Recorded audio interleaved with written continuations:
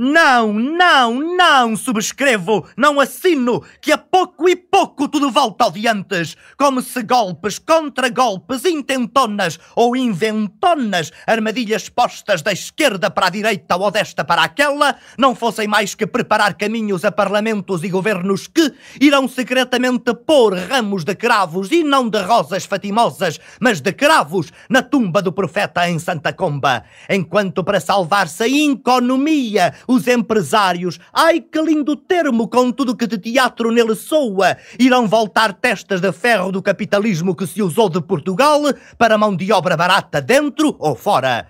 Tiveram todos culpa no chegar-se a isto, infantilmente doentes de esquerdismo e como sempre lendo nas cartilhas que escritas fedem de outras realidades. Incompetentes competiram em forçar revoluções, tomar poderes e tudo numa ânsia de cadeiras, microfones, a terra do vizinho, a casa dos ausentes e em moer do povo a paciência e os olhos num exibir-se de redondas mesas em televisivas barbas de falácia imensa. E todos eram um povo e em nome dele falavam ou escreviam intragáveis prosas em que o calão barato e as ideias caras se misturavam sem clareza alguma. No fim das contas, estilo Estado Novo, apenas traduzido num calão de insulto ao gosto e à inteligência dos ouvintes povo.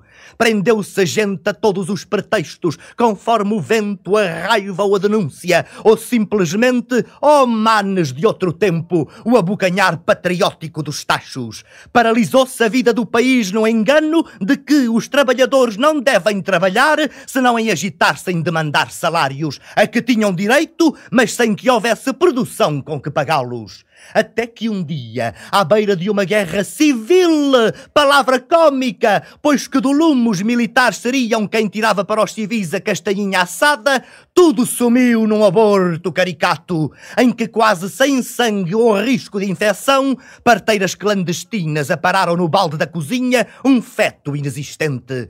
Traindo-se uns aos outros, ninguém tinha, ó machos da porrada e do cacete, realmente posto membro na barriga da pátria em perna aberta e lá deixado semente que pegasse. O tempo todo haviam-se exibido eufóricos de nus às Áfricas e às Europas do Oeste e Leste. A isto se chegou. Foi criminoso? Nem sequer isso, ou mais do que isso, um guião do filme que as direitas desejavam, em que, como num jogo de xadrez, a esquerda iria dando passo a passo as peças todas. É tarde e não adianta que se diga ainda, como antes já se disse, que o povo resistiu a ser iluminado, esclarecido e feito a enfiar contente a roupa já talhada. Se muita gente reagiu violenta, com as direitas assoprando as brasas, é porque as lutas intestinas, termo extremamente adequado ao caso, dos esquerdismos competindo permitiram. Também não vale a pena que se lave a roupa suja em público. Já houve suficiente lavar que, todavia, curioso ponto, nunca mostrou inteira quanta camisa a Salazar ou cueca de Caetano usada foi por tanto entusiasta, devotamente adepto de continuar ao sol.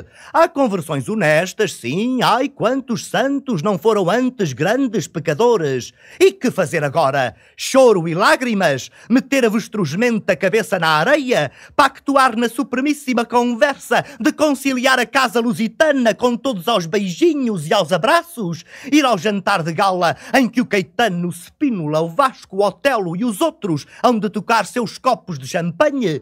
Ir já fazendo a mala para exílios? Ou preparar uma bagagem mínima para voltar a ser-se clandestino, usando a técnica do mártir, tão trágica, porque permite a demissão de agir-se à luz do mundo e de intervir diretamente em tudo? Mas como é clandestina tanta gente que toda a gente sabe quem já seja? Só há uma saída, a confissão, honesta ou calculada, de que erraram todos e o esforço de mostrar ao povo que mais assustaram que educaram sempre, quando tudo perde se vos perde a vós. Revolução havia que fazer. Conquistas há que não pode deixar-se que se dissolvam no ar tecnocrata do oportunismo à espreita de eleições. Pode bem ser que a esquerda ainda as ganhe, ou pode ser que as perca. Em qualquer caso, que ao povo seja dito de uma vez, como nas suas mãos o seu destino está, e não no das sereias bem cantantes. Desde a mais alta antiguidade é conhecido que essas senhoras são reacionárias com profissão de atrair ao naufrágio navegante intrépido. Que a esquerda nem grite que está rouca, nem inventa as serenatas para que não tem jeito, mas firme, avance e reate os laços rotos entre ela mesma e o povo, que não é aqueles milhares de fiéis que se transportam de caminhoneta de um lugar para o outro. Democracia é isso, uma arte do diálogo, mesmo entre surdos. Socialismo, a força em que a democracia se realiza. Há muito socialismo, a gente sabe, e quem mais gosta de uns que dos outros. É tarde já para tratar do caso. Agora importa uma só coisa: defender uma revolução que ainda não houve, como as conquistas que chegou a haver, mas ajustando-as francamente à lei de uma equidade justa, rechaçando o quanto de loucuras se incitaram em nome de um poder que ninguém tinha. E vamos ao que importa: fazer um Portugal possível, em que o povo realmente mande sem que o só manejem, e sem que a escravidão volte à socapa entre a delícia de pagar uma hipoteca da casa nunca nossa e o prazer de ter um frigorífico e automóveis dois. Ah, povo, povo, quanto te enganaram sonhando os sonhos que desaprenderas, e quanto te assustaram uns e outros com esses sonhos e com o medo deles. E vós, políticos de ouro, de lei ou burra, guardai no bolso imagens de outras Franças, ou de Germânias, Rússias, Cubas, outras Chinas, ou de Estados Unidos, que não creem que latinada hispânica mereça mais que caudilhos com contas na Suíça.